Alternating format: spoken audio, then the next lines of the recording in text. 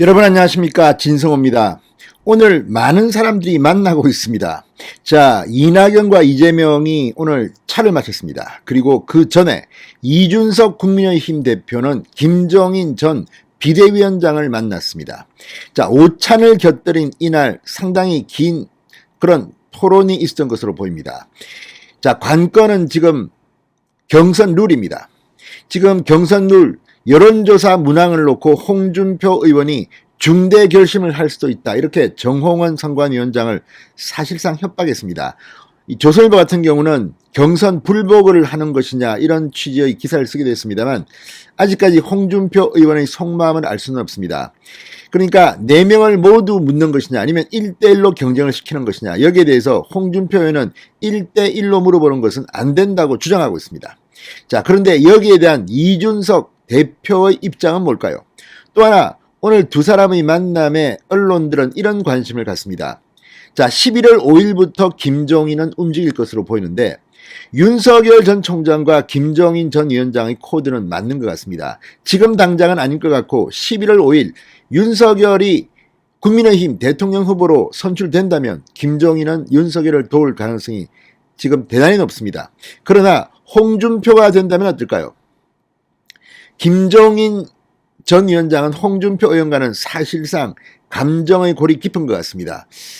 김종인이 위원장으로 있는 동안 홍준표는 복당을 못했습니다. 자, 홍준표 의원이 후보가 될 경우에도 김종인의 도움을 이준석은 부탁한 게 아니냐, 이런 추측도 나오고 있습니다. 자, 오늘 두 사람의 만남 어떤 결론을 내렸을까요? 진성호의 직설 시작합니다. 방송에 앞서 아직 진성호 방송의 구독자가 아니신 분들은 붉은색 구독 버튼 눌러주십시오. 더 좋은 방송으로 보답하겠습니다. 오늘 이 자리에서 이준석과 김종인은 좀 더 거시적인 이야기도 한 것 같습니다. 국민의힘 대통령 후보도 그렇지만 안철수 국민의당 대표가 대통령이 전에 출마를 할 때 어떻게 할 것이냐, 이 부분에 대해서 김종인은 상당히 냉랭하게 말했습니다. 아니, 서울시장 하겠다고 나왔을 때 대통령은 포기했다고 해놓고 지금 나와서 무슨 명분이 있느냐, 신경 쓰지 말라는 취지로 말했습니다. 자, 이준석 대표 역시 안철수 대표의 출마에는 새로운 명분이 뭐가 있겠느냐고 회의적인 시각을 보였지만 아무튼 지금 두 사람은 상당히 많은 이야기를 나눈 것으로 보입니다. 기자들에게는 두 사람이 할 수 있는 말만 했지만 점심 식사를 하면서 도대체 뭘 의논했을까요? 자, 이준석 대표는 이렇게 말했습니다. 이 김종인 위원장과는 상시적으로 소통하기 때문에 오늘 특별한 의미를 부여할 건 없다. 아무래도 선거가 다가오고 있기 때문에 전반적 사항을 상의 드리고 생각이 공유되는 지점이 있는지를 확인했다. 언론인들이 궁금해하는 제안 같은 것은 없었다고 말했습니다. 이준석 대표는 안철수 대표의 출마 선언과 관련해 출마할 거라는 건 일고의 의심도 없었다. 끝까지 후보로 뛰실지에 대해서는 안 그러실 거라고 생각한다. 그러니까 중도에 포기할 것이다. 단일화될 것이라고 이준석은 말합니다. 이준석은 안 대표께서 이번에 출마한다면 지금까지의 삼지대론이나 새정치와는 다른 새로운 가치를 내야 되기 때문에 그것이 무엇이 있을지 모르겠다. 상당히 회의적인 비꼬는 듯한 시각을 나타냈습니다. 자, 근데 문제는 지금 이준석으로는 이게 관심일 겁니다. 경선 룰. 자, 이준석은 정홍원 선거관리위원장에게 정권을 위임한다고 이미 공언한 바 있습니다. 그런데 홍준표 의원이 당 선관위가 본선 경쟁력 여론조사 항목과 관련해 특정 후보에 유리한 결정을 하게 되면 중대 결정을 하겠다고 한 데 대해서 이렇게 말했습니다. 어찌됐건 화요일날 26일날 결정될 거라고 들었다. 공정이라는 건 주관적 작대이기 때문에 선관위에서 최대한 많은 의견을 조율해서 합의안을 도출하기를 기대하고 있다. 이 말은 홍준표 뭐 마음대로 하세요. 당신 마음대로 하세요. 선관위가 하는 거예요. 따라오세요. 이런 말로 보입니다. 사실 홍준표 의원은 선수입니다. 심판이 뭘 정하는데 뭐라고 하기가 그렇습니다. 그리고 이미 홍준표뿐만 아니라 다른 3명의 후보까지 4명의 대통령 후보들은 대리인을 통해서 이 선거관리위원회 의견을 낼 수 있습니다. 그런데 왜 지금 이렇게 중대 결심을 할 수 있다 이렇게 협박을 하는지 모르겠습니다. 그만큼 지금 초조해서 그런 건지는 모르겠지만 이런 태도는 좀 문제가 있다고 봅니다. 아무튼 26일 화요일 날 결정된다고 합니다. 자, 이준석은 이렇게 말했고 김종인은 또 상당히 다른 결의 이야기를 좀 했습니다.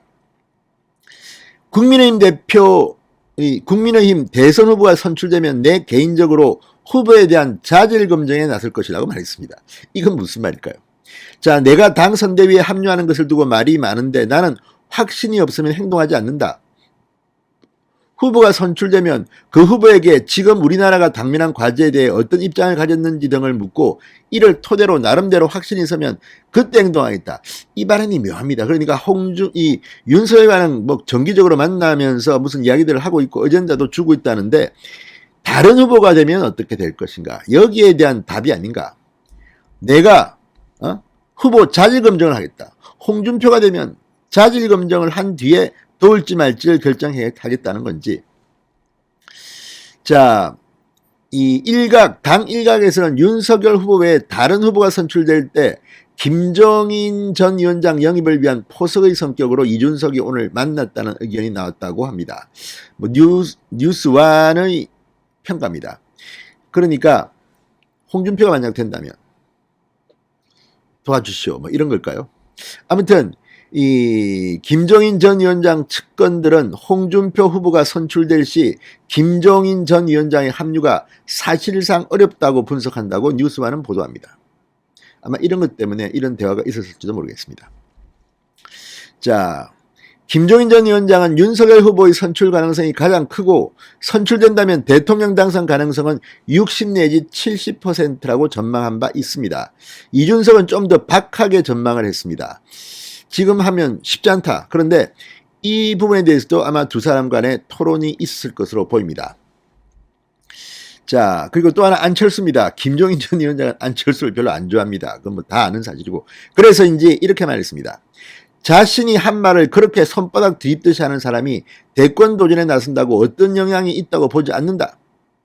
서울시장 보궐선거 때 대선 출마를 안 하겠다고 했고 정권 교체를 위해 뭐라도 하겠다는 사람이었다. 그런데 갑자기 대권에 나선다고 하는데 이런 사람은 김동연 전 경제부총리와는 결이 완전히 다른 사람이다. 이렇게 절하했습니다. 김동연에 대해서는 우리 정치에 주는 파급력이 상당할 것, 시작이 늦어서 이번 대선에서는 쉽지 않겠지만 장기적으로 봤을 때는 영향력이 클 것이라고 전망했습니다. 자, 어쨌든 이걸 보면 오늘 김종인과 윤석이 상당히 많은 이야기를 한 것 같습니다. 윤석열에게는 좀 유리한 그런 부분이 있을 것도 같습니다. 자, 어쨌든 다음 주 화요일 날 정홍원 선거관리위원회가 경선 룰 문항을 정합니다. 기대해 보시기 바랍니다. 진성호의 직설이었습니다. 여러분 감사합니다.